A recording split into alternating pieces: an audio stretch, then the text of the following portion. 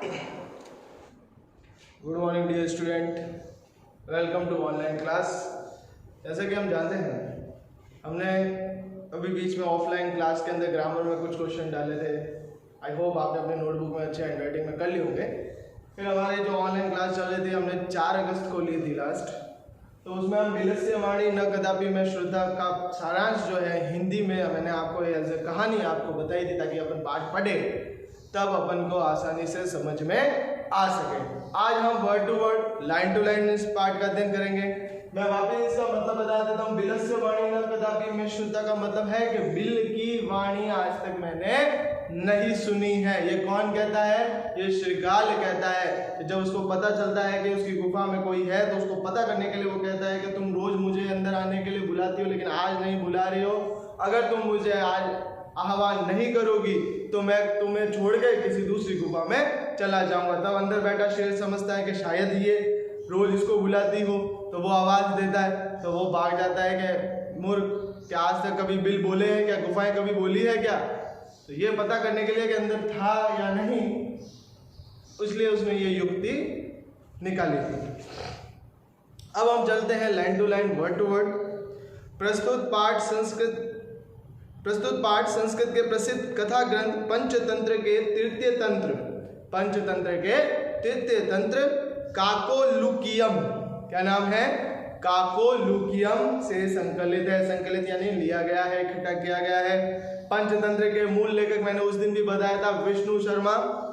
इनके 5 खंड है, इसलिए इसको पंचतंत्र कहते हैं। पंच यानी 5, तंत्र यानी खंड, टुकड़े, अंग, जिन्हें तंत्र कहा गया है। 5 खंडों को क्या कहा गया है? तंत्र। तो 5 है, इसलिए पंच और खंड तंत्र, तो बन गया पंचतंत्र। पंचतंत्र के ये तीसरे तंत्र से ये कहानी ली गई है। इनमें गद्य और पद्य, गद्य तथा पद्य यानी श्लोकों के माध्यम से भी और पाठ के माध्यम से भी कथाएं दी गई है।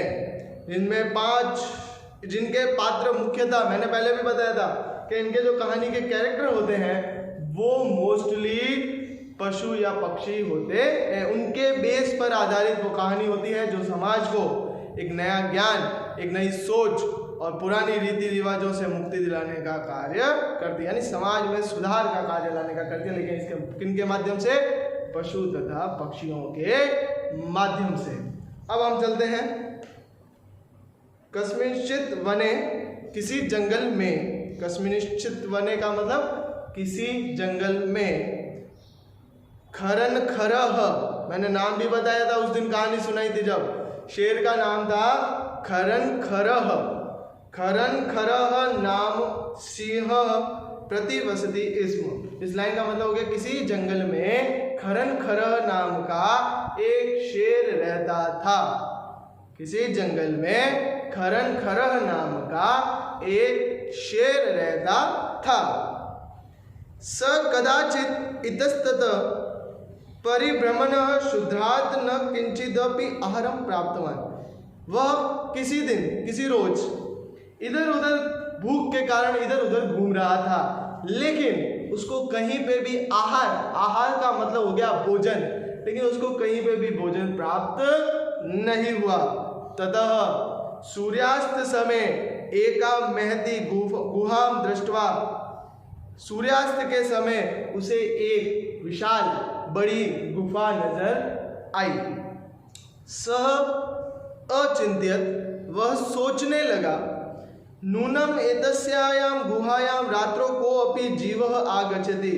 अवश्य ही, नूनम का मतलब अवश्य ही, एतस्यां गुहायां यानी इस गुफा में, अवश्य ही इस गुफा में, रात्रो यानी रात्रि को, यानी रात के समय में, को अपि यानी कोई भी, जीवः आगच्छति कोई जीव जरूर आता होगा। ये गुफा किसी ना किसी पशु की है, तो रात के समय वो विश्राम करने के लिए, सोने के लिए इस गुफा में जरूर आता होगा, यानी ये किसी ना किसी जीव की गुफा तो है।